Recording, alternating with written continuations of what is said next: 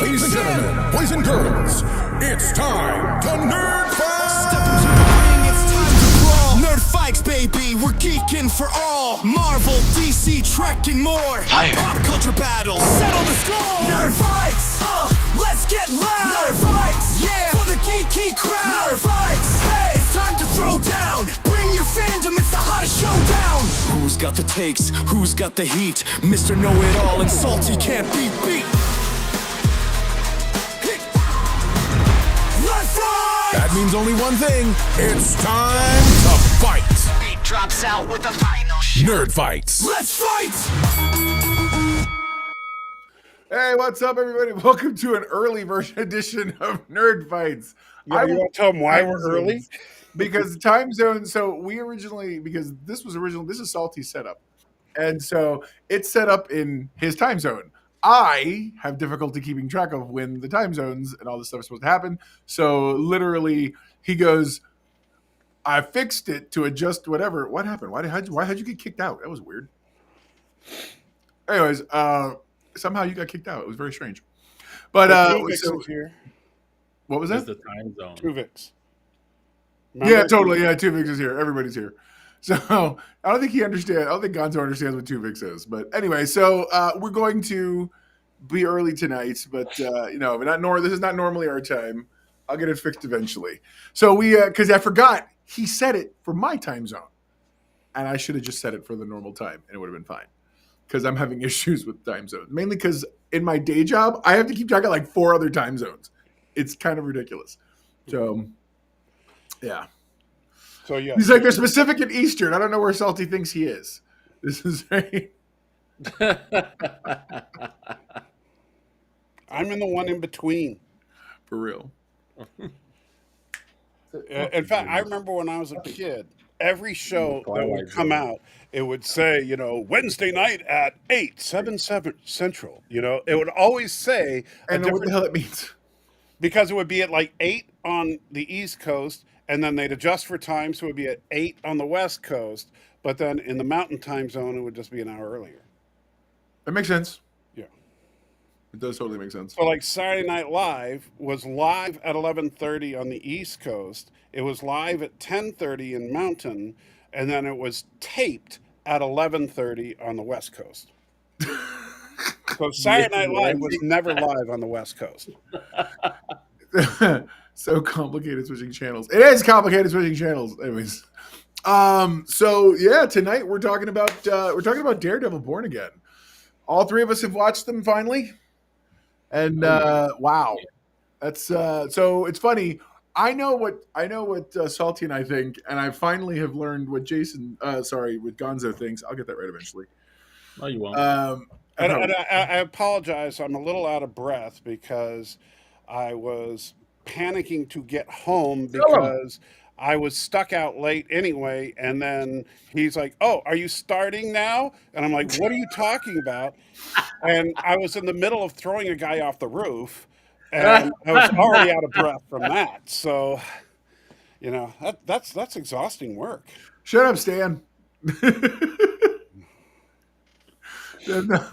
It's great. Oh, Victor coming in with a hot take. Daredevil Born Again is, it's fine. It's all good. And I don't know. We'll see. We'll talk about it. So, but before we do all of that, as usual, how's your week been, Salty? Well, I just told you I threw a guy off the roof, so it can't be that good. And how was your week, Gonzo? See, I threw a guy off my roof earlier this week, so I wasn't late, and that's saying something because I'm Hispanic. That's true. Are you kidding me? We're always a little bit tardy. Stanley coming in with the spoilers. Stanley says, "So nice to see Foggy again." Never mind. Yeah. Oh yeah, no. You mean that those great character beats we were promised? We're like, look, Disney's serious. Oh my God, Marvel's taking it legit. They brought back Karen Page. They brought back Foggy, and then the intro happened. They couldn't afford it. Hey, to be fair, I'm like, by the way, this is real. This is not fake. This is not for decoration. Spoilers, everybody. We're Yeah, talking. spoiler, that little spoiler Don't alert. by thinking that we're not. It's For real, absolutely. he has no idea how to keep from spoiling. Alex Bogey coming in with the $1.99 super chat. Give a good reason why I should consider Daredevil. Alex, you probably shouldn't.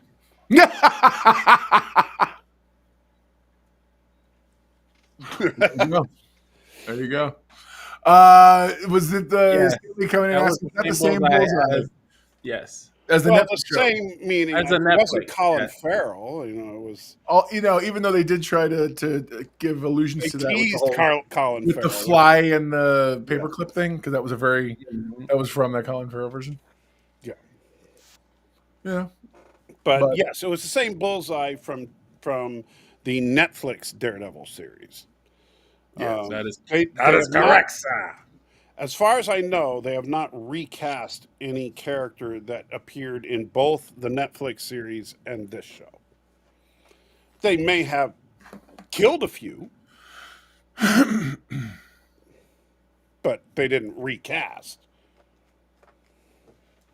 But I got to say, what's the name of the guy that plays Foggy? Oh God. That was like the easy His name is Foggy. 97 Yeah, that's all Foggy. it is. I have no idea who the actor's name is. His name is Foggy. He will Victor- always be Foggy. Victor coming in and talking about the death of Foglectra. Yeah, definitely death of Foglectra show. Yeah. Thomas Potts with that. That's a tiny spoiler alert, especially on a phone. Good Lord. Okay, fine, hon. Is that better? Is that better? He's like, now it's perfect. Eldon Henson. That's his name. Yeah. Nobody. Not to be confused with John Favreau, who played him the first time. Yeah, Favs. He did good. He did good. Always a sidekick, never the hero. Never a kick. I got nothing. Yeah. Well, first Mercer created as a salty, Salty. a geek, or a nerd. Are you a geek or a nerd, Salty? well, that's kind of a trick question because It is. It's really loaded. That's a loaded question. Because the problem is different people define geek and nerd differently. Mostly depending on if they are a geek or nerd, they will change the definitions to more favor the one girl that that's they trouble, are. So I'll simply say this: a geek is a person who works at the circus biting the heads off of chickens. I have never worked at the circus. But he has bitten off the heads of chickens. I have never. To be fair, I have chopped the heads off of many a chicken in my day because I did grow up on a ranch. But Hey, man, when you're hungry, you're hungry. but I've never bitten the head off of a chicken. And I'm sure your mom told you not to name the chickens, too. She goes, don't give them names. If you're going to give them names, call them Monday, Tuesday, Wednesday. No, she didn't care because The Onion. Victor says the Onion had a great article about geeks, nerds, and spasses. What's a spasses? Spasses. Yeah, I don't know what that is. Isn't that like a Mexican nerd? Dow says the hand will bring back Foggy. Was that their name? He's a super ninja in season 2.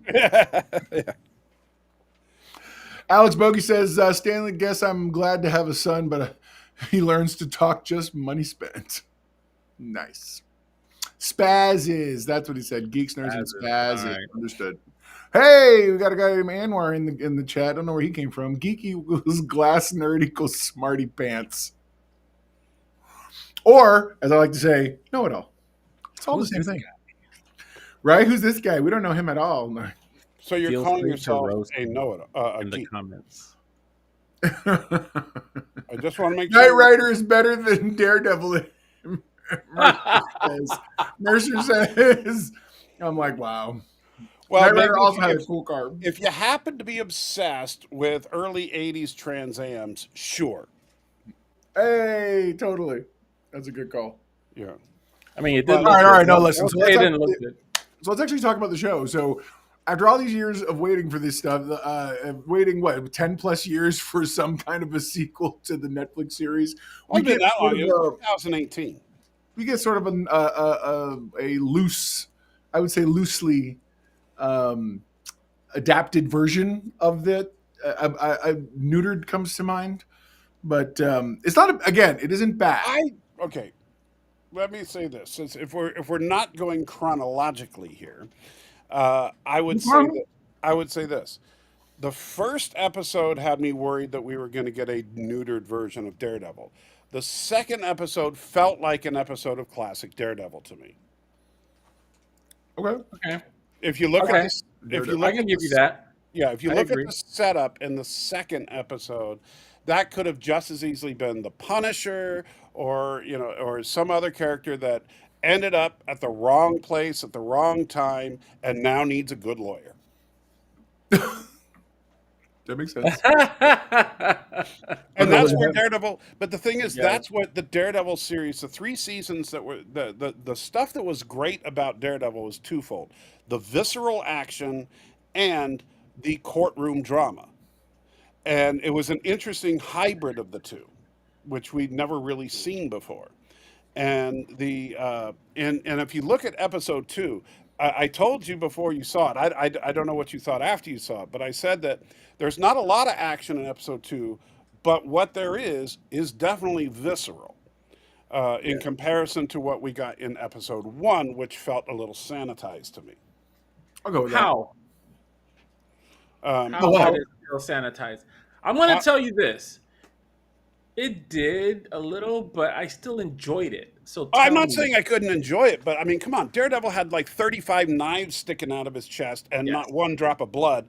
And it's like, he should have been in That's the morgue. the sanitization you're talking about. Victor says I really did. I did really love the letterbox effect when Matt is focusing on something. That was They kind went of a to cool this, new thing. Yeah. yeah, this like fisheye suddenly effect, and it was all curved around. And Yeah.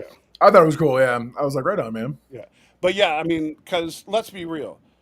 Both Murdock and Bullseye should have been in the morgue at the end of that fight. Well, remember, Yeah, but it's Daredevil. Daredevil's got like armor on his outfit. Yeah, you're telling me that not one knife. No. I'm sure they did, but they weren't like in. Remember, at least like let's say they were in 3 inches or so. 2 of those inches or 2.5 of those inches were. All right, into the Alex. armor. Alex, he says, have a good one. I hope in the future you can get working parents up to speed. Also, Alberta is interesting in being annexed by America. I know. I've been watching that all. I mean, I have friends in Canada who've been telling me stuff. It's really funny. Anyway, whatever. This isn't that show. Yeah. Bye. Thank you for the $5. Yeah. Love you, Alex. Oh my gosh, blood and F-bombs are usually the difference between R and PG-13. Stan says, "Thank you for that pointing it out." And there was an F-bomb, at least one that I noticed. I mean, does there have to be now? Karen. I mean, Karen dropped an Oh F-bomb. yeah, that's right. And in fact, I told when she said it, I said, I believe that is the first Disney produced Disney Plus show to feature an F-bomb. I mean, yeah, I could see that. That makes sense. And Is it's it? like, it's just, who would have thought we'd see the day that the Disney Channel would have someone drop the F-bomb, you know?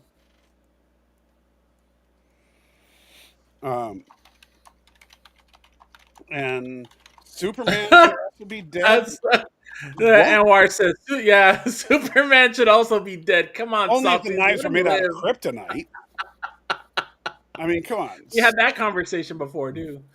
Superman is pretty much unkillable. Even, depending on which version of Superman, but even in the movies, it's like, oh no, you stabbed him with kryptonite. Oh, take out the blade. Oh, he's fine. He's fine. Yeah.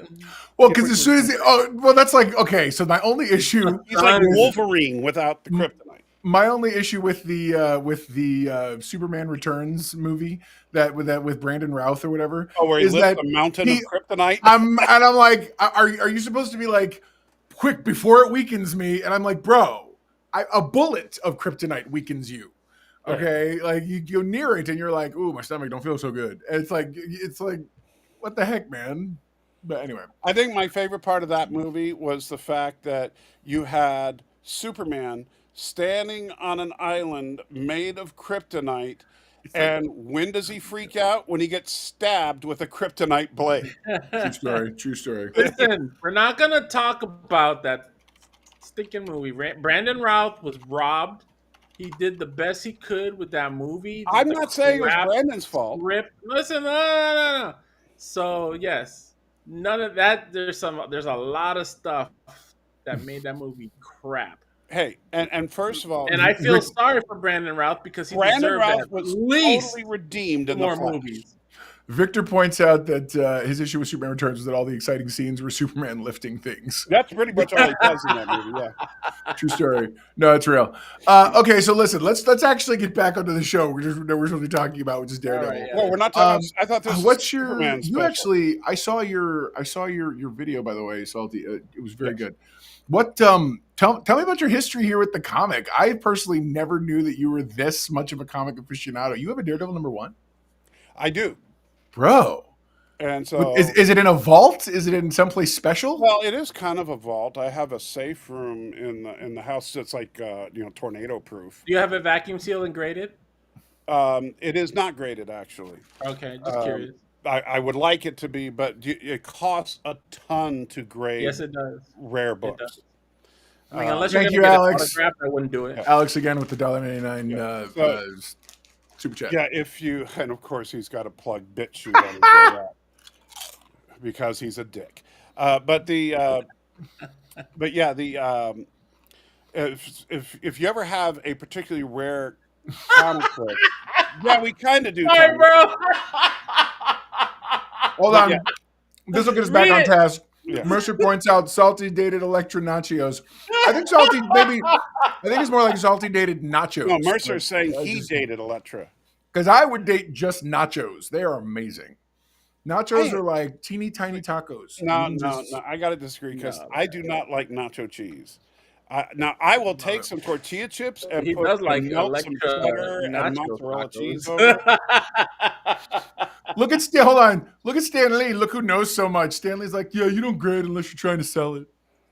Well, I'm all for grading if you can afford to, but like I said, what they do is the grading companies charge you a percentage of the value of the book to grade them.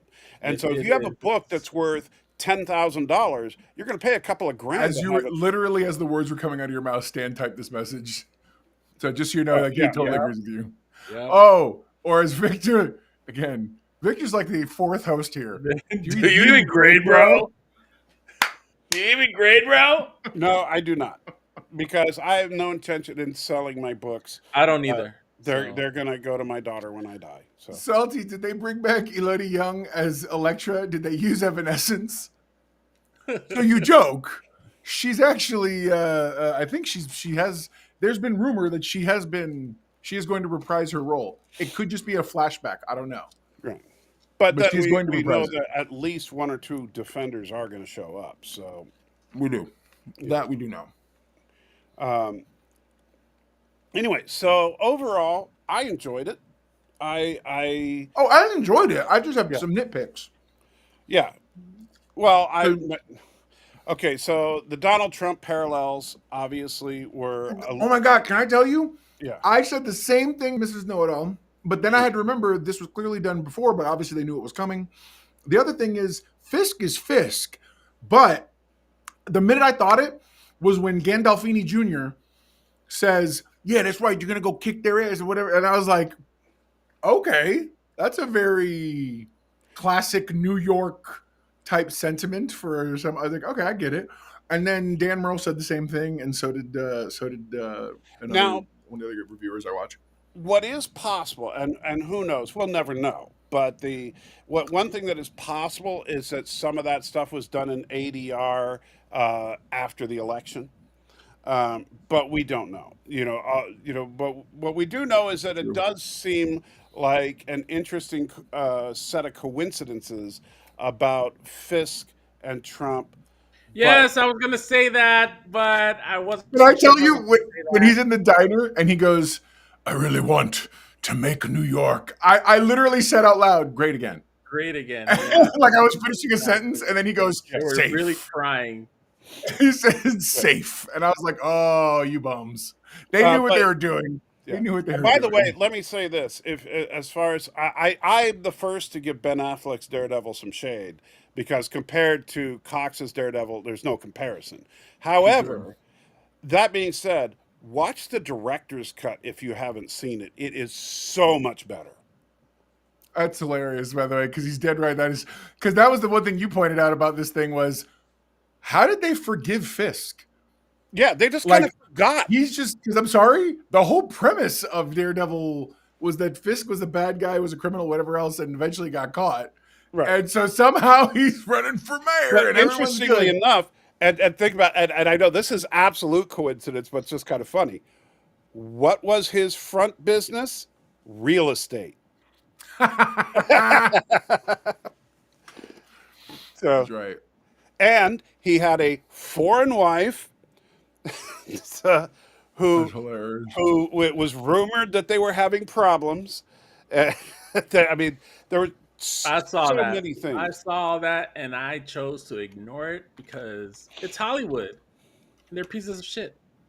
Oh, The thing is, I honestly, I do can't think wait most till I of it make is the coincidence. biggest freaking award, collect my freaking Oscar award for best writer or whatever, and then just say fuck all of you. All Wow. you can kiss my ass. all right, everybody, welcome to the Real Gonzo. Do like a Jarvis. I see you're comfortable now. I see Gonzo's comfortable these days. Is that what I'm feeling? By the way, I see Alex is now back, even though he left, but he's back. Oh, here we go. Alex Bogey with the $1.99 Can't super leave. chat. Alberta wants to join. Thank you, President Trump. I hear you, brother. I'm like, look here, man. All I know is Canadians. I love me some Canadians. Some of my closest friends are Canadians, so I'm like, let's go. Oh yeah. But the funniest thing for me was when I saw the ad.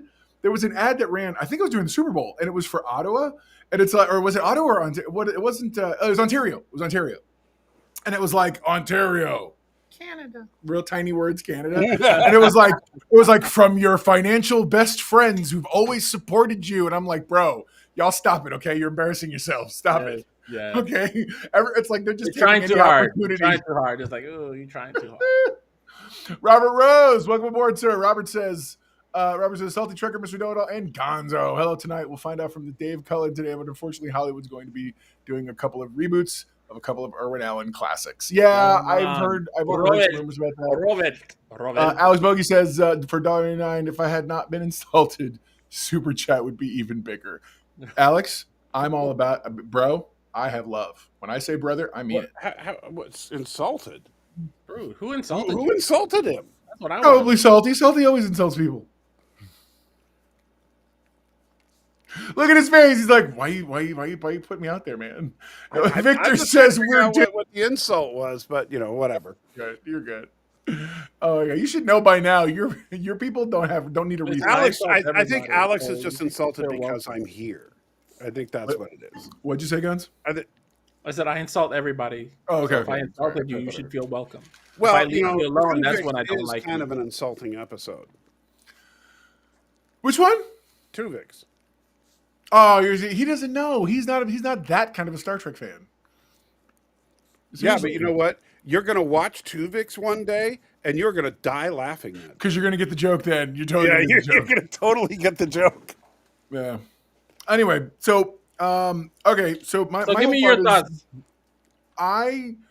my first issue I have is the bait and switch of Karen Page and Foggy. Now, I get it, but at the same time, and I think I what I hated was all of a sudden they introduced replacements, and I'm like, what?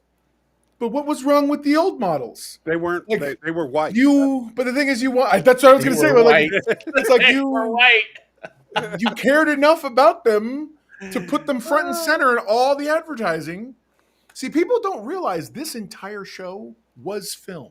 He had the yellow suit for a good chunk of it, and then I guess in the original version of this, he had the yellow suit and then switched to the red one again. Like, there's multiple suits in play in that version, and I don't know if they're going to do any of that this time, though they have used some of those images as is the detective a person of color. I mean, as much as Gonzo or I are people of color, I suppose. I don't know, because I'm sorry, I feel like there are darker people than I am. Yeah. So, oh yeah. Alex Bogey with the $4.99 super chat. Okay, here it comes. The first time I am proud of my president who control for 100 times faster than I can keep up. Canada should deport its Ukrainians. Wow! Was that worth the $4.99? You know what? I'm going to accept it. I'm going to say it was. That was worth the $4.99. Alex, hold on. It's worth me keeping it up for the full time frame that this thing runs for. I gotta say this. Alex made a big old stink yesterday about how he wasn't going to be able to be on any of my live streams because for Lent he was giving up politics. So F you, buddy. You threw that out the window. I don't want to hear anything from you ever again complaining about my talking about politics. I was, now I didn't make it to my live stream today, but I was going to purposely abstain from politics just for you, and you're the one bringing it up. All right, so now and we're trying to talk about Daredevil. Get us back on task. Here we go. Anwar asked the question: How is this going to fit into the larger MCU? That's actually a very good question. So they did make a few aspersions, like you have Fisk mentioning masked vigilantes, including people dressed like spiders. There is Stanley pointed out earlier in the comments the giant pothole in the middle of the highway. He probably looks like it was from one of Spider-Man's encounters. Like it looks, or like one of the bombs from Green Goblin. So there's definitely they're for sure mentioning They're trying to integrate it. Yeah. Well, actually, I mean, if you look at like I saw one interview with the guy that's in charge of the new guy in charge of Marvel TV. Yeah, Winterbaum. Yeah, Winterbaum. And he was talking about basically they're retooling the whole Disney Plus side of things to be the street level stuff. And so they're going to stop bringing movie characters into Disney Plus shows and try to use Disney Plus characters to pitch for movies, like we saw with Miss Marvel. Where did you say? I'd love to see that clip because I had not heard that, but that sounds accurate. And so the idea moving forward is that Disney Plus is the home of the street, where the cinematic universe is where we get the big grand events. Disney Plus, home of the streets. Yeah, but I mean, if you think about it, that makes sense. Alex Bogey with the $1.99 super chat. Yep, was waiting for Salty's live stream for hours. What? Just so you could for me to not talk about politics and have you bring all this crap up? I'm glad I missed it. So I did think it was really cool. What do you think of who thinks that Gandolfini is going to play a much bigger character down the road? Well, that little up and coming dude. Yeah, that's James Gandolfini's son from. Oh yeah, they're saving him. They're saving him in the back. He's gonna either do something really sneaky and become really bad, or he'll be the Rhino. He's gonna screw up royally. He'll be the new royally. Rhino. That's crazy. And like they're gonna have to either end him or something. I'm like, give him something Sopranos-esque to say. Yeah, he's gonna, like I said, he's either going to be somebody very important or working towards something important, and he's gonna fuck it up. Well, I don't think they're going to be bringing in more. I mean, because Kingpin can't be the bad guy. I like that. Pace Pop Pete. That would be awesome. He's not the bad guy. Obviously, they showed Bullseye. Well, Pace Pop Pete is a bad guy. He's a bonfire villain. Gabagoo. He is like the dumbest villain, and so he changed his name to the Trapster. And I'm the Trapster. Yeah, because he was called Pace Pop Pete because he literally had a backpack full of glue and guns that would shoot it, and and so it was paste that he would shoot you to get you stuck, and so Pace Pop Pete, and so so then he changed his name to the Trapster, and he made the mistake of once he became the Trapster of trying to break into the Fantastic Four's headquarters, and let's just say that didn't go well for him. The answer is no. He was not. He was not in the Netflix show. But White Tiger is a character from the comics. Yeah. So they added a mystical component, and as far as I understand, feel free if you know better in the comments to correct me. As far as I understand, he's not. He actually comes from the Black Panther comics, and he's a white guy who stole the heart-shaped herb thing or whatever gives Black Panther his stuff. He stole one of those, and thus now has strength and speed and all this other stuff. This whole idea of a mystic magic stone that's a new MCU TV thing, which I'm fine with. I'm fine with that. Yeah, and White Tiger is actually several characters from the comic. Yes. Yeah, Is there a Hector- woman white tiger too? yeah. Yeah, Currently, I think Hector was currently. one of them, but yeah, there were.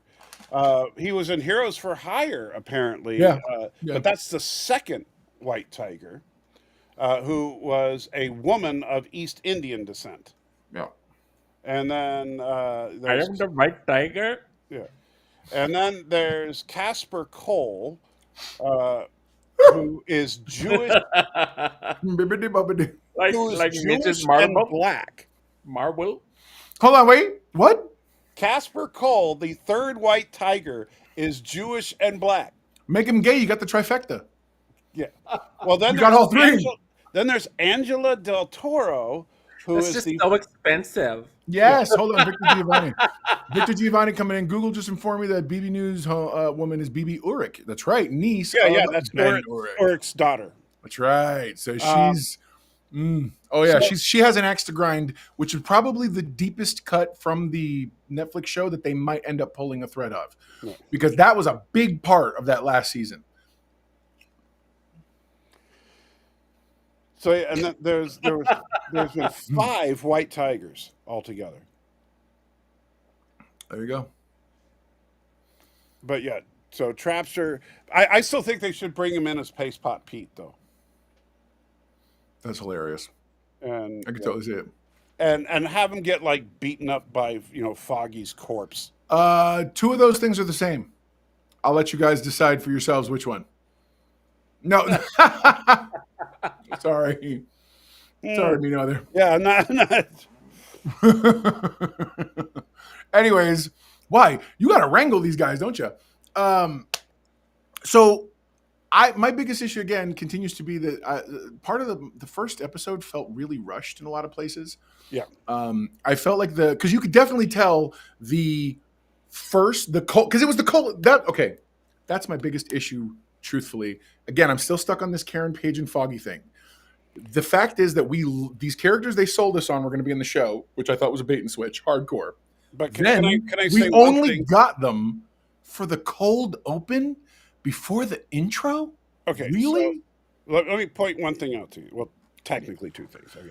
Go ahead. Number one, they had to kill somebody to motivate Daredevil to quit and be devastated. So I can understand that. Foggy was his best friend before he ever met Karen.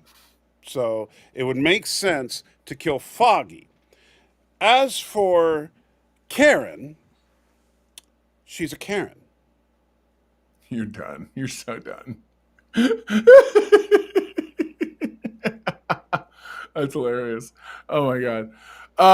So I felt like but at the same time though, I mean, I wish there's a world in which I feel like you still get the same thing and you still give us this, because it's like oh my gosh. Do you know what this is? This is Discovery going to the future so they don't have to mess with Star Trek's past. This is any number of, this is the Acolyte saying we're going to go 300 years in the past because we don't want to mess with stuff that exists. This is, we're going to get rid of these. We're going to show you these. Look, don't you like these characters you missed? That's great. We're going to now get rid of them. And now you're stuck with what we have. And I'm like, why? So, Well, except that at least, I mean, because the main characters are still Daredevil and Fisk, and that hasn't changed. Well, no, it has changed because Fisk was not one of the main characters in previous seasons. He was just But I like villain. the idea of this being like a double-handed show. Yeah, that we're going to be Alright. basically following the story of 2 people through this series. See, I feel like there's a world in which you could have easily said, because here's the thing, unless I don't know what else is coming, and I hope it's going to be impressive. Because my problem is, I felt like they should have. You want to kill? You want to shoot him? Fine, shoot him. In fact, do the cold open exactly the way it went down. But rather than him dying, you have them barely rushing. You don't know what's going to happen. He's being rushed to the emergency room. Then you come back from the intro. And now you have Foggy in some sort of a vegetative coma. They've already said, and the whole time Matt's trying to use his own ideas of his own abilities to try to see if there's anything there. So now he has his own personal confessional. So the whole season he keeps coming back trying to make sense of all of this, because now Foggy's the ultimate sacrifice in this lifestyle he had chosen. Meanwhile, you got that tension with Karen the whole time, and what you do is you wait till you get it to the end, make him somehow the power of attorney, no pun intended, where he's the one who has to ultimately make the decision to turn off Foggy's ventilator or whatever, and so the whole season is him amidst going through the fight and stuff that we have. So I'm not even getting into that, but this story with them. They don't have to be there front and center the whole time. You can begin to introduce these new people because Karen is constantly dealing with her own stuff, especially if we're going to get Frank Castle. That would have been the perfect place because she could be like, she runs into him and maybe she's looking for something he can't give, which is any kind of emotional support whatsoever. So now you get that pathos of her having to try to figure out whether or not she genuinely is holding Matt responsible or not. And then Matt the whole time is like, is this real? Is this right? He hasn't turned back to God yet. So then what you have is at some point he does go to like the Catholic Church trying to make a deal with God. You bring back either the priest who's still alive, or you make a new or introduce a new one. So you have that whole angle. And then ultimately when you get to the very second to last episode, the penultimate episode, make Matt, because whatever the turning point is, he's ready to go into the finale. So what you do is you set up that he comes to terms with, okay, I'm ready to let Foggy go. But he doesn't tell Karen because she's been keeping herself away the whole time. He's by himself when he makes that decision and the doctors do it. She shows up when it's done, and that's why she decides to leave. Now you have given us closure on these characters, but you maintain the tragedy of this entire story, of the entire Daredevil story. You get to, and it just I feel like it would have been a better transition. And now you go to season 2, a year later, you bring in, he's got a whole thing, and you're good to go with whatever the plot and the whole now. And also the Fisk election stuff should be the whole season. It should have been 45 minutes from decision to him being the mayor. It's done. And I'm like, what? Now you have room to play with the whole season long, what his arc is, and understanding him and Vanessa, which they're going to do probably some of that anyway. But I don't know. I just feel like it would have worked really, really well. Gentlemen? Well, that was a lot. Stan Lee says that was done in the comics already. What? That Bullseye was in a hospital bed and an entire issue, and Daredevil was talking to him. Yeah, but Foggy's not the I know he's not whatever. Bullseye. I hear what you're saying. Yeah, I got you. Yeah, it's the same kind of thing where he's a Stan says, yeah, the election storyline did feel a bit rushed. yeah. It did. Yeah, and I get the feeling, and something we talked about was that I think that the original storyline was that the entire season was the election storyline. And I think that they basically just crammed all that into one episode. Yeah, I could see that.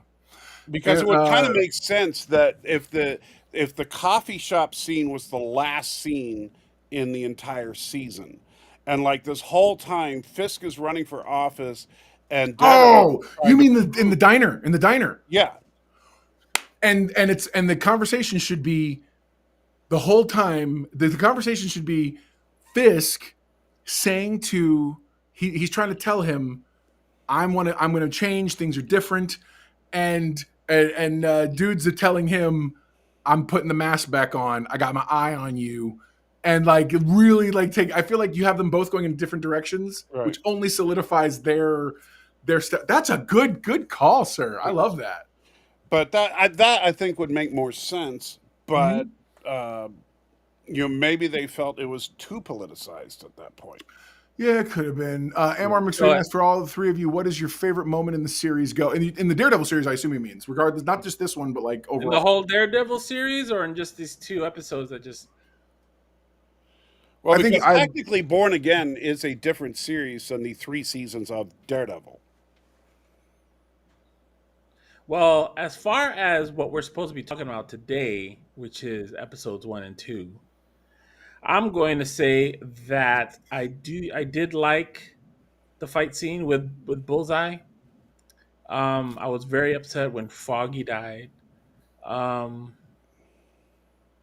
way you totally dismantled it and saying that it was a teaser to get rid of them, which I'm not happy about because I would really love to have seen them throughout the whole season.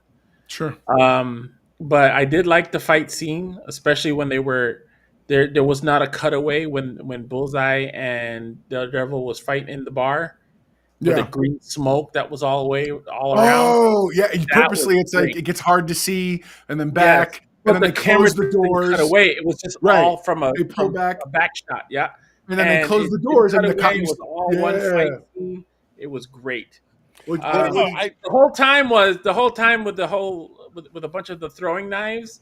What Salty said, I was like, dude, just grab the freaking knives off yourself and start stabbing them with it. I was like, come on, you Just be like, if anything, I'd be like, how about, right how back about at him. this Bullseye? Throw one in his face. Yeah. That's awesome. What I missed a thing. Hang on a second. I missed a thing, and I only because I'm not going to disrespect anybody. Alex with the $1.99 super chat. We need a break from elections. Unite around the winner. I agree. Matt Murdock needs us to unite. Oh no, I'm sorry. Kingpin needs us to unite around him. Absolutely.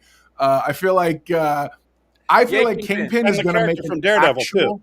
I feel like Kingpin's going to make a genuine. How many times are we going to do the dangling modifier joke? Come on, guys. Yeah, I know. Every single. So I feel like they're going to try sincerely to show Fisk trying, but even the second episode when he talks to the commissioner. Yeah. That's the equivalent of him trying. He's like, well, since I can't get you to listen, to reason, I'll have to use some old tactics to whatever. It's like, I'm like, I get it, but it's like, dude, seriously?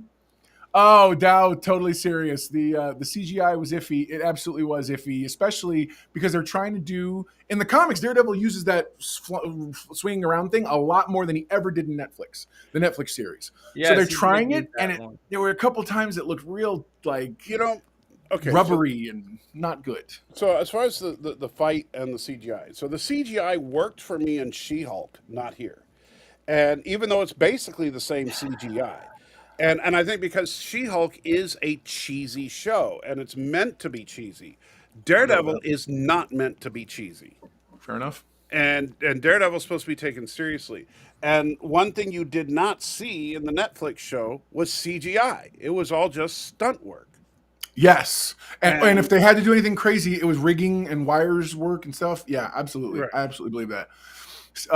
Why did he take out the fly with the paperclip? That was a callback to the Affleck movie for Bullseye. Yeah, that was Colin Farrell's Bullseye did that.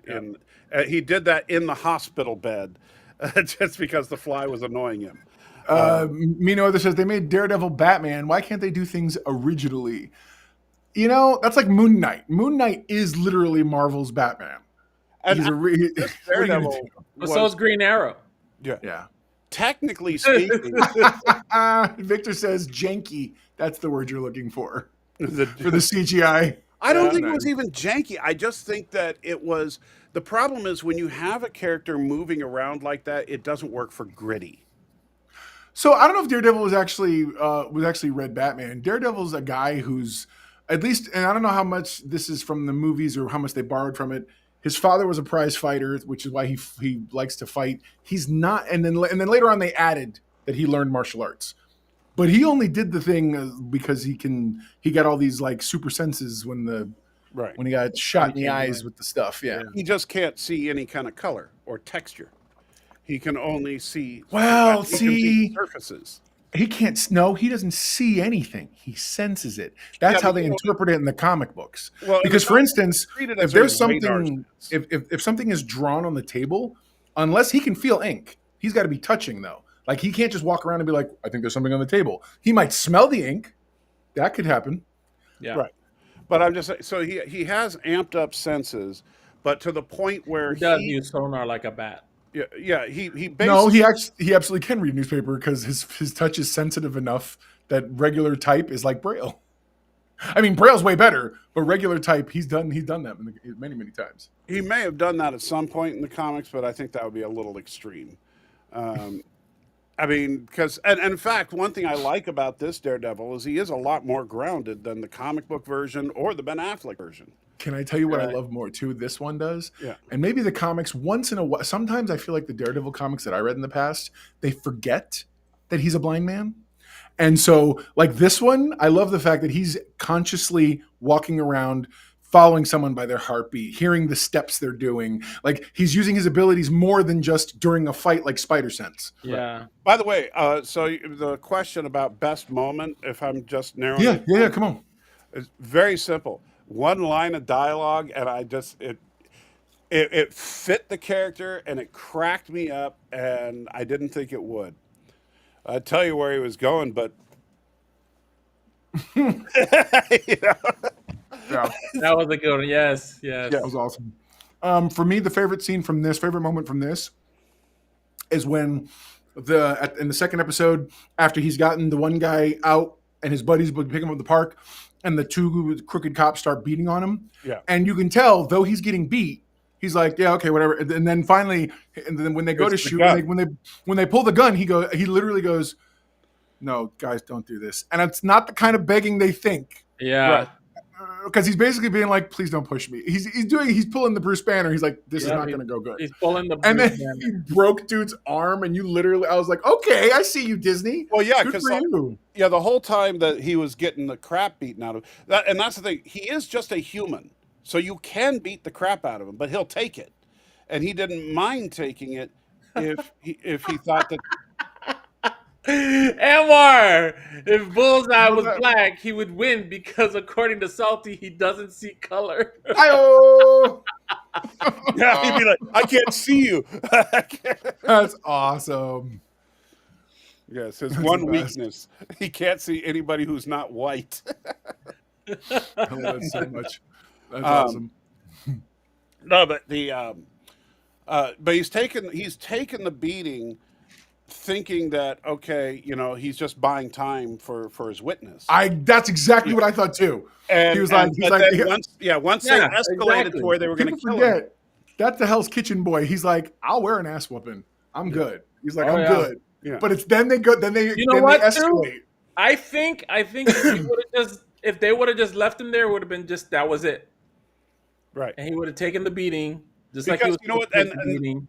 But the fact that they were just gonna get him on the spot and get rid of him, he was like, "Oh, guys, Yeah. you done really fucked up." A A man, man who's who blind is is- blind and senses things with sonar like a bat called Well, to be fair, you know, yeah, Daredevil. Daredevil. Yeah. Called Daredevil, okay? I don't know Yeah. where you're going with this, but it's called he's called Daredevil. and he's been doing it since 1964. I mean, his radar. And yes, sense by the is way, nothing new. Stanley asked, and was that a Punisher tattoo on the bad cop's wrist? Sure looked like one. I believe it was. I'm So you think there's like cops that are like worshiping the Punishers?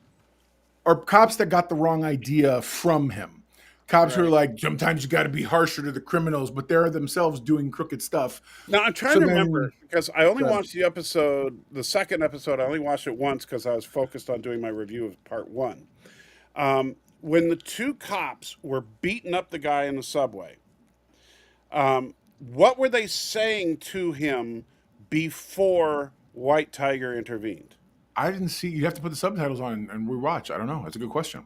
That's a very good because, question. because what I'm wondering is, did they think that he was up to no good, and so they could have been punishing it up, like thinking that this guy's a crook, and so we're gonna take him out. That's not what I meant to take. Sorry, Stan. Yeah. I was trying to.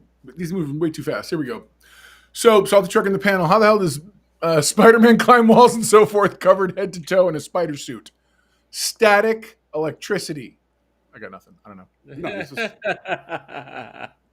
it's called he's a freaking superhero. Okay, It's called Throw me a because. bone Hold on. here.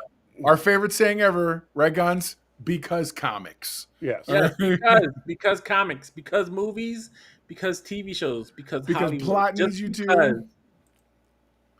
So he's no Ben Affleck Daredevil? No, sir, he is not. Absolutely This not. is- Can I tell you something? I really Is genuinely Daredevil. I think he is. when I look at Affleck's Daredevil compared to this one's far superior. Not I don't mean just the way I mean the way he portrays a blind person who's doing the thing. I believe he was a blind guy who did the things. And like I love when he does stuff in the dark, because why would a blind person have lights on? We do that in movies all the time. We're constantly having blind people turning lights on and all kinds of nonsense. And it's like, why? They would live their lives the same way. Yeah, exactly. Their electric bill would be very low. Because why? There's no need to. No, and I do love. I love the fact that he knows certain, like he does all the things. It's not, and it's not even about like keeping appearances. He does the things, like the fact that he holds people's arm as he's walking and stuff like that. I think that's very cool. Yeah. I don't speak Spanish. I love this. Victor Giovanni says, I'd love to go back in time and tell all the golden and silver age comic creators that decades later, grown adults would be arguing over the logic of their stories. Let me tell you why I love this comment. Those guys would often use pseudonyms because they were like, I am a real writer. This is embarrassing work. I'm drawing kiddie books. And they were like, but it paid the bills. And they were like, I hope nobody ever asks what I do. Stan Lee, for years coming up, was ashamed of what he did before he became the publisher and really kind of went all in.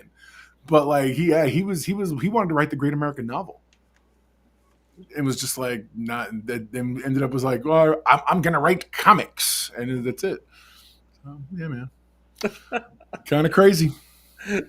Excelsior. That's what he was, totally. So anyways, so that first fight scene, and then when he started kicking the crap out of Bullseye on the roof while Foggy was dying, it was relentless. I was upset that Foggy was dying, and I was a little bit of emotional. So I'm gonna tell you what, I didn't. Go ahead. I couldn't stand it. I loved how he was. I just liked how he just let him fall off the roof. And they amplified it more because he was hearing his friend's heartbeat end. So as if I bet you money, if someone figured out the beats and timing, I bet the fighting got more fierce on Daredevil's part as Foggy's heart rate goes less and less. Yes. He's just like, and finally, I love you too. He's so exhausted. He's like, and he just chucks dude off the roof. Not even with very minimal effort. He didn't even do no. He's like, I'm done with you now. He just tossed the garbage out. He literally was like, yeah, it was rough, man. It was rough. So I'm not super impressed by the stairway fight. Not when you have the original hallway fight from Daredevil, but at the same time, I get what they were going for. But I get what they were going for. And I like the fact that they were like, we got to come out the gate and let people know they're going to get something like this. Now, that being said, the second episode, I found that episode far more engaging because I looked over at Mrs. Know-It-All when we were watching and I said, this show knows that it lives in a legal procedural world. Yeah. Unlike, say, She-Hulk, who decided that the legal aspect of a legal dramedy was going to be the least important part of it. And I'm like, you actually see him doing legal work and having. At first, I thought that judge was bought. Yeah, me too. Or not Fisk. I was like, really? He's just gonna give him just no bail? You know, it's like, what is this? Well, but then again, he's a cop killer. That's why. Yeah, I know. I got that. Yeah, because whenever he granted him that, the not disclosing that he was a white tiger, then I was like, oh. Okay. Well, because I love the fact that showed me, okay, the judge still has to be a judge. No, he's not going to give him bail because he's like, you know what? No. This guy killed a cop? No. Yeah. But then he's like, all right, fine. No, that makes sense. Especially because I think even the judge was like, oh, crap, he's a vigilante. Okay. I get, which means this could have, any number of things could have happened. Yeah. So just so you know, I've been frantically working with my Google Translate. So as White Tiger is walking down the steps, because it just shows in the subtitles the Spanish. So okay. I translated to. I already told you. You could have asked the two Spanish guys. Here, I did, but you weren't listening. I asked because we were talking on the podcast show. That's crazy. Go ahead. As he's walking down the stairs, in Spanish, you hear, "I already told you where I was. I had a few things to do, and I ran out of time." And then they switch to English, and one guy says, "No, no," and the other guy says, "You don't get, you don't got nothing on you." I think he's asking a question. You don't got nothing on you? And then the other guy says, "I got nothing. So he's saying, "You don't got nothing on you?" No, I got nothing. And then, "What are you doing, Nikki?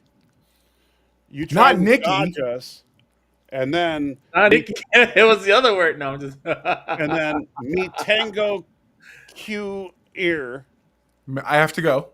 Me tengo que ir. Okay, I have to go. That was actually White Tiger. Me tengo ear. Sorry, pero Sorry, you know what? I'm sorry. I no don't speak Nintendo. No, I love it. Keep going. I love it. Cargo. Then I love wasn't it. dodging you, man. I've just been, busy. Time out. The automated captions on this video are going to be a mother. That's all I know. Yeah. Go on, sir. Yeah. I think you've been dodging us. No, man. Let's see. You're. It seems like you are. So basically, all we really know is that these two cops obviously know this guy, Right. and they're roughing him up. What scene was this again? The one with White Tiger when dude. Yeah, in these the are the episode? two cops that White Tiger goes in to save this guy. Right. And because my first thought, honestly, and again, it's my Alex Bogey with the $4.99 super chat. All right, good night for real. Keep every Russian soldier in your prayers as they hold the line for us during Lent. May President Trump bring peace. dude. Alex, thank you for your $4.99, sir. We appreciate you. Have a good night. I appreciate you, brother. That's a good one. Oh, hey, Victor, calling me by my Spanish name. The Spanish captions, it calls me Señor Sabelo Todo, which is know everything. Know it all. I love it. Thank you, Victor. All right, And yes, by the way, yes, I wasn't ignoring you, Mino, either. Yes, absolutely. I am Puerto Rican. My brother down below is a Dominican Puerto Rican. And then this guy over here is the referee. I don't know. Because this is clearly a boxing match of some kind. The Puerto Rican guy versus the Dominican. Isn't that most boxing matches? No, it's usually well, unless you're looking at a great classic movie in which the white guy beats up the ethnic guy. All right, anyway, so the wait, you just get that? No. Anwar, Gonzo is Afro-American. Hold on, with the emphasis on the afro. Yeah. I love it. You never know. I may show up one of these days. It picked all out. All picked out. If he's Afro-American, then I'm Jufro-American. You're Jew. Is that right? Oh, dude, that's real. That's my father-in-law, Grandpa Know-It-All. Grandpa Know-It-All. I've seen pictures of him when he was younger. The Jewest of froze. Yeah. Just like big blowout for the whole bit. Oh yeah, and a giant like mustache, looking like old school porn star. Right. Which it's funny because the way you created the background for us, it almost, because of the unfortunate color gradations, it almost looks like it says Daredevil porn again. Oh my God! Yes, it does. Nobody Google Daredevil porn again, because I know that there's a company out there that does those. That's coming soon. Don't do it. Yes, Stanley, I am the Puerto Rican Bob Ross. He totally is. Anwar says Gonzo looks like if Andrew Wilson and Seth Rogen had a baby.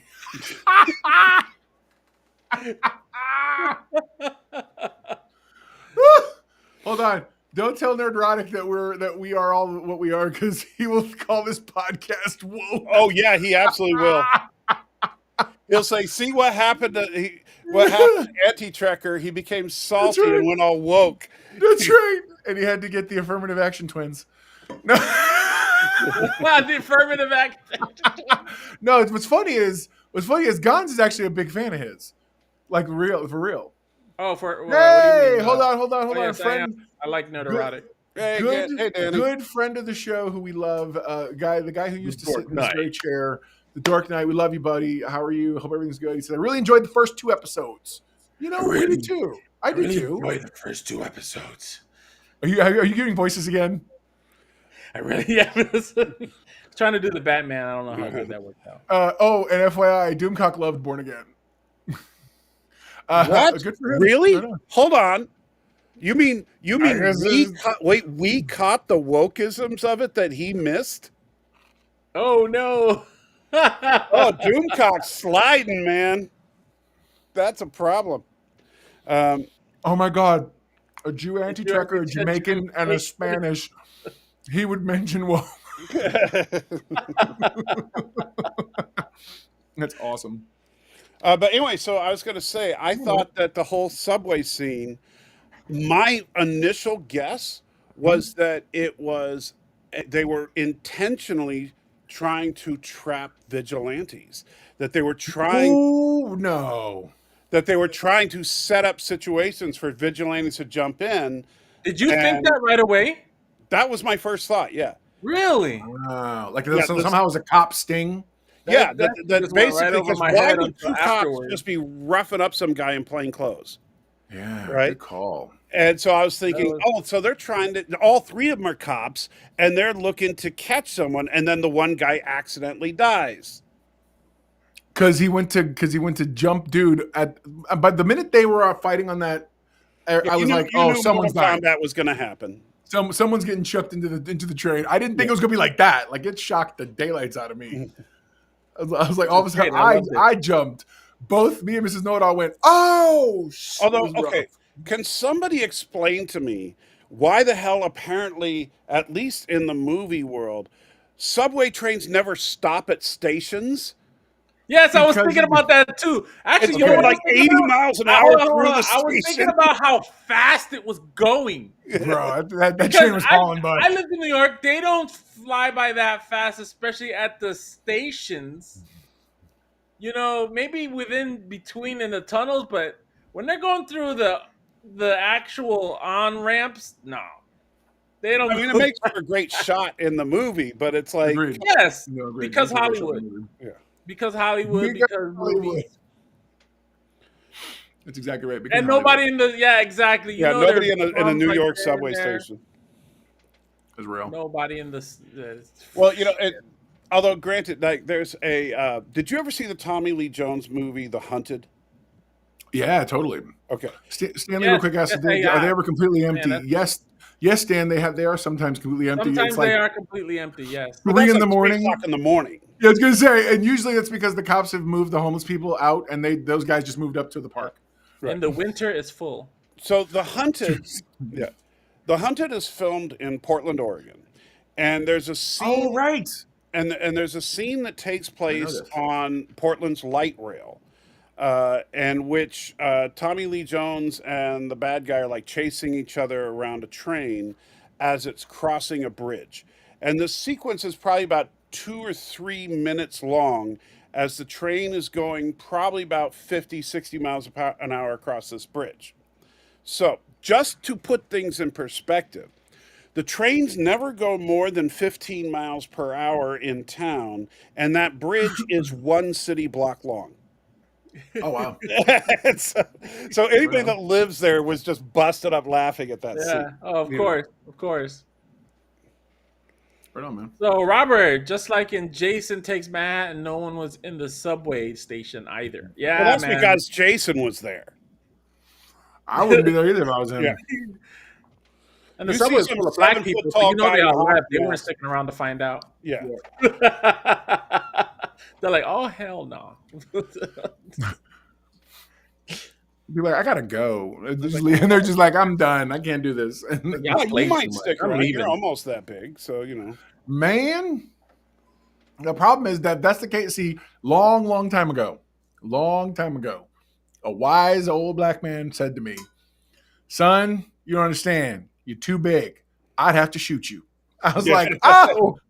We don't even do the old fashioned route. We don't no fisticuffs. He's like, fisticuffs, hell. Absolutely not. He goes, put your fist up. He goes like this. And It's the size of my head. Fair enough. Fair enough. Man, I'm trying to remember this comedian that you just made me think of. He was like, Oh, that's a good question. Which What? one? So Stanley's? Stanley asked, "Is the couples therapy going to be a big part of the show?" You know what I thought? I thought to myself, the writers got a Gandolfini and they had to put the ex-mob boss in therapy, like in Sopranos. I'm like, what is all these like Sopranos call-outs, bro? They well, had to. yeah, it makes sense. I mean, why not? Um, An agent took over. I think it's there to make things get interesting as far as because, you know, she knows that all of Kingpin's dirty laundry by the end of it, but she's also probably going to find out that she's dating Daredevil. So, Oh, that's totally going to be the thing. Either Matt's That's coming. totally going to happen. You know, Either it's Matt's they're coming already to pick her setting it up or up. something. So that's Something's totally gonna going to happen. Yeah, because that was a fluke. This is one of those movie TV show coincidences because you have Fisk's new right hand man because we saw what happened to the last one. yeah. Robert, we already talked about it. We talked about it. Was it last week or the week before, Salty? We talked about the original Daredevil running into with the Hulk and all. Oh yeah, the the guy in the leotards. That, yeah, we talked about that. What, 2 weeks ago or a week ago? So, yeah, something like that. We had that My favorite conversation. though was the Thor. That was the best. That was cool. Where No, he threw the definitely. plastic hammer at Hulk, and it would just kind of bounce off of him. And you never thought there was anything impressive about it because it looked like a plastic toy hammer. You know, so But they would always add the like metal hitting like sound effects that just Yes. didn't quite go with it. kind of like when Wolverine in the first X-Men movie was in the cage and you know he'd punch and you hear metal clanking. Like if his bones actually made clanking sounds like that, the guy he was fighting would have been shattered on the first impact. Oh. Yeah, that's real. No, that's legit. That's Yeah. legit. So is anybody? And I'm looking forward to seeing Bernthal too as the Punisher. Me too. I was a big fan of his Punisher, though I Oh, thought but didn't Punisher you see he's season, going to come out as gay? I think he was the best one out of all the Punishers. yeah, but I feel like I think Punisher he's the season best one. The Punisher one season one after was the him, weakest. huh? Punisher season one was the weakest. They spent Yes. so much time with him in this like weird PTSD former Yes, veteran they moment, did. and I'm like, can we just get to him doing Punishering Yes, and being that guy? he needed to do punishing stuff. But Well, Bernthal as in the Punisher, Daredevil season 2 was Bernthal as the Punisher, I think is the best Punisher that they had. The second Punisher that I like after him was the one. Who's that actor? The one who refused to wear the skull. Thomas Jane. Is that Yes, yes. Yeah, He was the guy Dude who from fought The the big Expanse. Russian with the white and red stripes Yeah. T-shirt. Who That was in Deadpool and Wolverine. Yes, he Robert was. says Dolph Lundgren was the best Punisher. No, Absolutely. I want to see. No. I want to see every actor who's played Punisher show up in Secret Wars. That'd be hilarious. That would be good. It's like like I want to see, because I want to see some stupid things happen. Like I want to see Happy Hogan meet the original Foggy, and I want to see the Human Torch meet Captain America. Okay. John Travolta did not play He Punisher. did not play. No, he He played. didn't the even villain. play. He played He the didn't play villain. Kingpin. He wasn't With even that Kingpin. one He was German just some guy, dude. right? Yes. Besides Lundgren, what's Yes. his name? Yes. Dolph was- Lundgren. Yes. No, Punisher. I thought he was in the Thomas Jane one. Punisher, No Way Home. Yes. I lay claim Yes! to victory every Except time. Except Sign that me instead of a 2.5 hour movie, it'll be like a 25 minutes short because they're all just going to show up and start shooting each other. No, I feel like they would all like They all shoot Doctor they'd Strange. like switch guns and giving each other ammo, and they just become like this trifecta. They're like, dang, all this like don't kill people. Let's go. Now there's three of us. We have the Statue of Liberty going, yeah, I like hollow points myself. What about you? Anwar said, what was the moment that Daredevil turned into a superhero? Don't all blind people use echolocation? So the answer to that is no, not all blind people do. There is this guy who invented a really cool method, and or at least he's perfected it with the little clicking thing. And he like He would rides use a his bike, tongue. goes on roller Yeah, I skates. saw a Well, guy that could do it with he his does that too, tongue. but Yeah, now he's got the thing too. So he goes, so if he doesn't, he teaches people with this little like, it's. I Oh, love him. nice. He's dope as hell. I was like, right on, bro. Because think about that's the guy who proved that he can see. By that I mean scientists did the test with the swinging thing, and when it would pass by him, he would the parts of his brain that would be for sight would light up because he was using his echolocation thing. So somehow his body just said, okay, we're gonna get this input another way. And I thought that was it rewired itself, and I was like, "That's brilliant." That's the real Daredevil. It's for real. Yes, sir. It's the real Daredevil. The real one. Dude rides a bike and everything. But no, I think it's that his stuff is beyond just echolocation. Like it's he can almost just shy of see. Like it's just that powerful. Totally. He can see the shape of sounds. Yeah, go ahead. What'd you say? Well, I was going to say, depending on the comic book you read, and I know it changes from time to time because different writers and all that, Right. but basically, Daredevil can see the shape of everything around him to absolute precision. So he can see, like sitting here looking at my computer monitor, he can't see what's on the monitor, but he can see what's behind the monitor because he can see everything in the room. As far as but he can only see the surface of it. The shape of Daredevil, the shape of sound.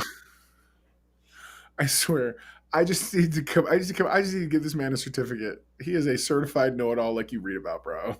I love this. I love you so much, dog. But you know what they're going to do is in Secret Wars, they're going to have Johnny Cox is going to be playing multiple parts, and he's going to be playing in one of them. Where in a freak accident, some chemicals got into his ears, and so now he can't hear, but he can see so well that he can see sound waves, and they call him Deaf Devil. This right here, this is why you don't get three dads on one show together, because the dad jokes are strong, baby. Oh yeah. And Amber points out, but he can't see color. He'll be on the top of a building, you'll see the silhouette of him, and you'll just think it's Daredevil, right? And he's like standing there looking over, and he'll be like, "This is my city."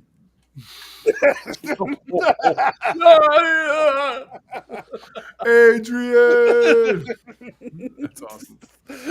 Oh, I love it so much.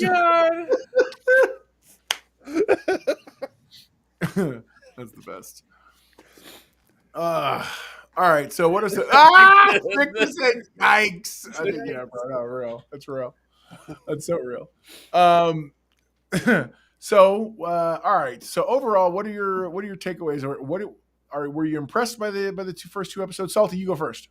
I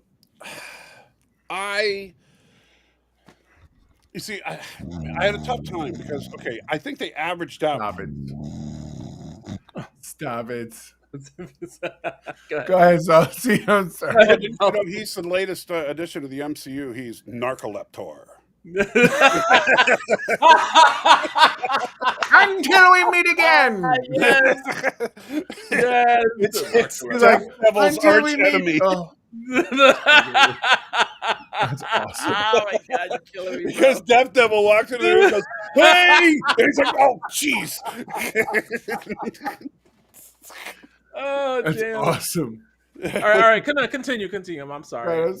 That's No, I think that the two episodes averaged out strong, but I just wish that the first episode was as good as the second. If the first episode was as good as the second, I'd be like, this is on par to be just Daredevil season 4.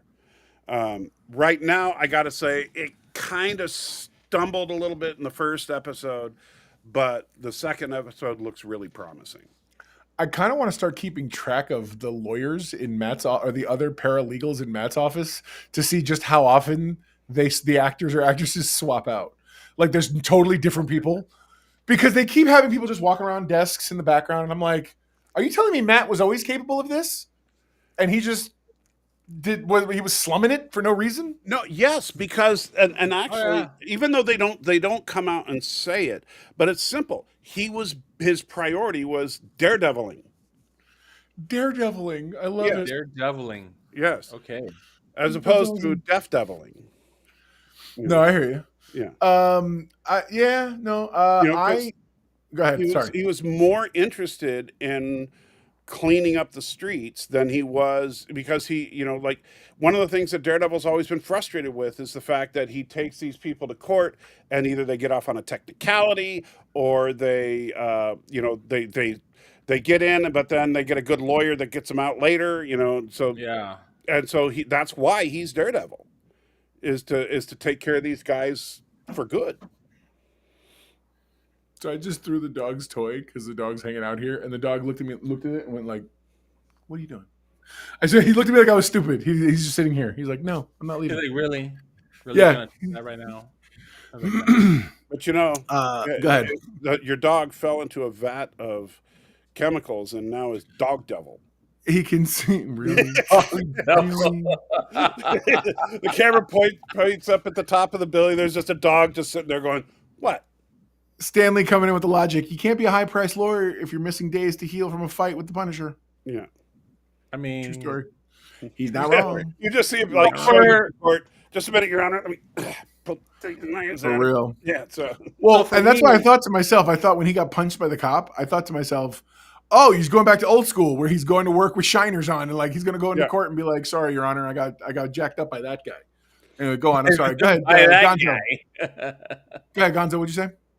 Oh no, nothing. That my thought on the 2 episodes as well. I enjoyed both of them very much so.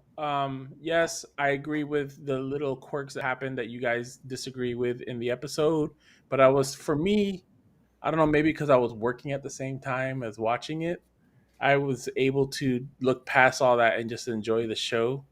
And like I said, my favorite parts was them fighting in the bar. The stair scene, I know what they were trying to do there. I loved how he just let Bullseye fall down off the building. I couldn't stand that they took Paige and Foggy away. And even in the intro, did you see in the intro where it shows, Nelson, Murdock, and Paige and the tablet, and the tablet just breaking apart? Yeah, That was in the intro, so I was like, okay, so they're saying that that's all done, I saw that too. I did see that. Yeah, and I was like, son of a bitch. And so, and then the whole build up with in episode 2, where he was coming, where you can tell he was very satisfied that he got to beat the shit out of those cops. he was But like, he was angry at he himself. hadn't At let the that same out in a time. long time. He was like, yeah, you could tell he felt good, but at the same time, he was like, fuck, this is not what I wanted to do. I got the Ah! feeling that he was angry because Kingpin was right. I'll go with that. I absolutely think the same thing. Yeah. And so, Yeah. I enjoyed both of them. I did like. I just remember one more than I remember 2. But as far as the build up, the character building, and everything, I saw the whole Trump thing analogy or whatever they were trying to do, and I was like, well, that's Hollywood. They're always gonna do stupid shit like that. And Yeah, but other than that, I enjoyed it. And I look forward to seeing more of it. You need to go to I enjoyed it. I'm looking forward. I'm see enjoying more it. of I'm it. looking for it to be greatest huge. show. It's Ever a huge made. story. I made a He's the show best once. It was Daredevil. pretty great. Bigly. Many people say he's the best Daredevil, He's the best there is. and also Daredevil. Kingpin. See, He's Victor, not you always have me on your side. Then China. Victor goes, the lawyer stuff makes me shrug and kind of dread the remaining episodes. Okay, here's the thing. But it's such an intrinsic part of Matt's character. Unlike, say, She-Hulk, who the show is called She-Hulk Attorney at Law, and we don't ever get any attorney at lawing. Or we get like 3 times out of the whole series. Yeah. And they're not even part of the main focus of those episodes that they're in. So I kind of agree, but that's why I told Mrs. Noto, I said, at least we're getting, because she loves procedurals. At least we're watching a legal procedural. He just happens to also in my head canon, I think She-Hulk was smashing Deaf Devil. But Somebody's not gonna she wouldn't give the time of day to Dust Devil or Dirt Devil. Dirt because Devil. because she's not that kind of woman. That's what she really needs to be handling. Is that damn? She's got a Roomba for that. Okay, No, isn't Roomba another hero? for real. I love that so much. So what about you? What about you, Mr. Know-It-All? I'm not gonna. I'm gonna Just the reserve two judgment to the episodes. third Just the two episode. Just, episodes. I know.